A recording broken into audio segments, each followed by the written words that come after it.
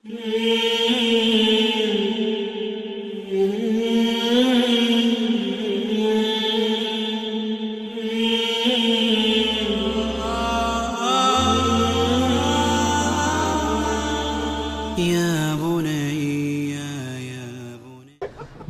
সমৃদ্ধি দেখেন।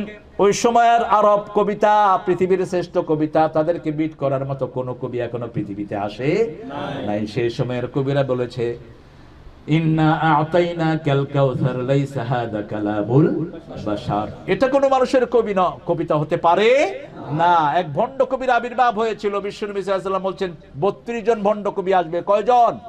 32 জনের মধ্যে 30 নম্বরে আছে গোলাম আহমদ কাদিয়ানী। আল্লাহ এটার অত্যাচার থেকে জাতিকে হেফাজত করুন। আপনাদের আমেরিকাতে তার 4টা টিভি, মুসলিম টিভি নামে পরিচিত, আহমদিয়া জামাত টিভি নামে পরিচিত। এগুলো থেকে সতর্ক থাকবেন। খুব সুকৌশলে কোরআনের অপব্যাখ্যা এরা প্রচার করে। এরা রাসূল সাল্লাল্লাহু আলাইহি ওয়াসাল্লামকে শেষ নবী মানে না। কোরআনের একটা ভার্স যদি আপনি অস্বীকার করেন, আপনি মুমিন না কাফের। আর বাংলাদেশে না সারা পৃথিবীতে যে লোকটা বেশি কোরআন চর্চা করে, এখন তার পিছনে কাফের লাগাইতেছে। বুঝেন তো কথা? কে সেই লোকটাকে? কি সর্বনাশ! কালকে আমাকে লাইভে একজন প্রশ্ন করছে, জাকির নায়েক মুসলমান না কাফের? কি চিন্তা!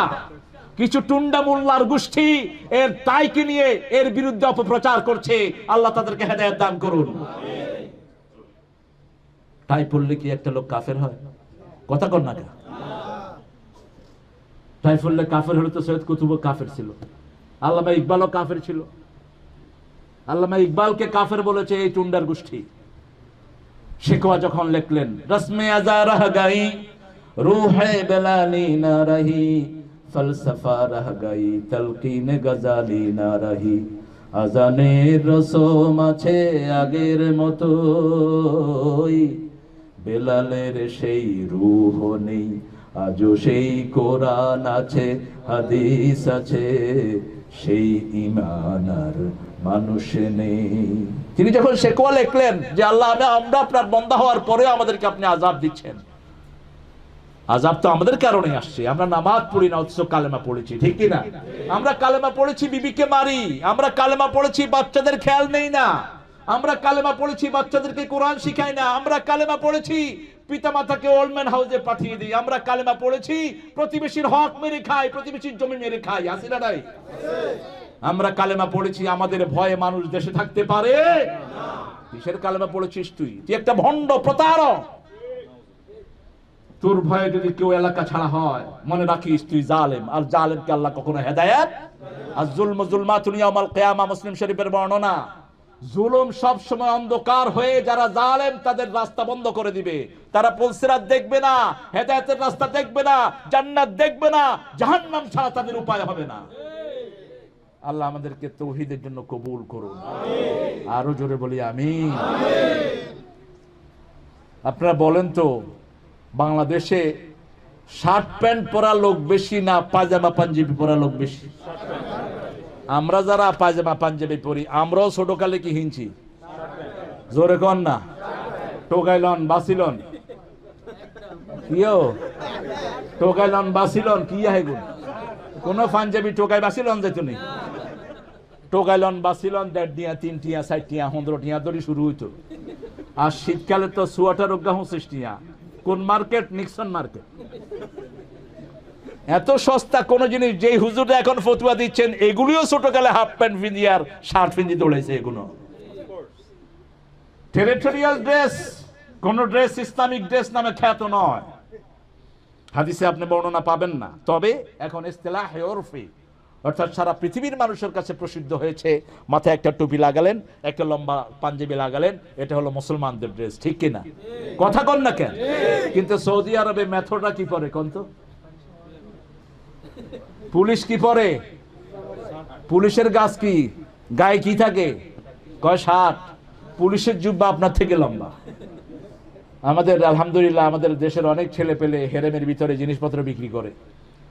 তা আমি হঠাৎ করে দেখলাম সব ঘোটা নিয়ে দৌড় দিস। কিরে দৌড়স কা? কয় আপনি তো চিনেন না, ওই গা জুব্বা গা দিয়ে গা হুলিস হুলিস ধরে লই যে মাই চিনি করে। তো হেরেমের ভিতরে ঢুকছি, বাস আর ধরতে পারবে না, বাস নিরাপদ। সেখানে কাফেরদেরও ড্রেস হলো জুব্বা। আবু জেহেল যে জুব্বা পরতো একই রকমের জুব্বা পরতেন মুহাম্মদ রাসূলুল্লাহ। এটা টেরিটোরিয়াল ড্রেস। আপনার ড্রেসকে নিয়ে কেন একজনকে এইভাবে তোহমত দেন? আহা, যারা ওনার বিরুদ্ধে কথা বলেন ওনার কাছে কখনো জানো নাই। আমি লন্ডনের একটা প্রোগ্রামে কাছাকাছি আসার সুযোগ আমার হয়েছিল। আগা গোড়া কোরআনের জন্য এরকম প্রেমিক আমি আমার জীবনে দেখিনি। আল্লাহ তার হায়াত দারাজ করে দাও, আল্লাহ তার দাওয়াতি খেদমতকে কবুল করো। কি এক বিপ্লব এনে দিলেন, সুবহানাল্লাহ বলতে ইচ্ছা করে না? গত আগস্ট মাসে একসাথে আমাদের প্রোগ্রাম ছিল দুইজনেরই, কিন্তু তিনার দেশে আর ঢুকতে পারলেন না। এই অবস্থায় আছেন। আব্বা মারা গিয়েছে, জানাজাও যেতে পারেন না। তার ইসলামী রিসার্চ কমিটিকে ছিনিয়ে নেওয়া হয়েছে, কম্পিউটারগুলো হাইজ্যাক করা হয়েছে, পুরা ব্লক করে দেওয়া হয়েছে তাকে। তবে আল্লাহর দরজা খোলা, আলহামদুলিল্লাহ। আমরা কোরআন পড়বো, রাজি আছেন তো? ঘরে জিনের উপদ্রব অনুভব করলে কোন সূরা পড়বেন?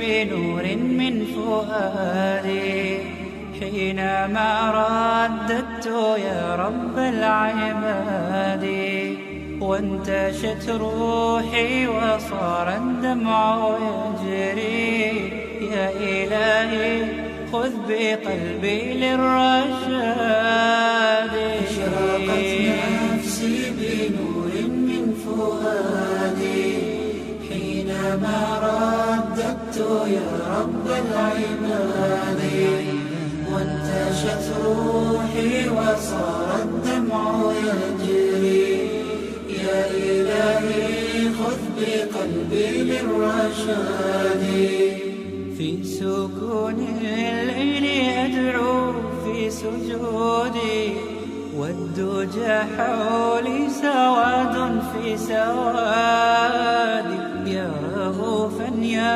رحيما يا حليما يا كريما ما لفضلك من نفادي يا سميعا يا مجيبا يا عظيما اهدني يا خالق السبع الشداد اشرقت نفسي بنور من فؤادي حينما رددت يا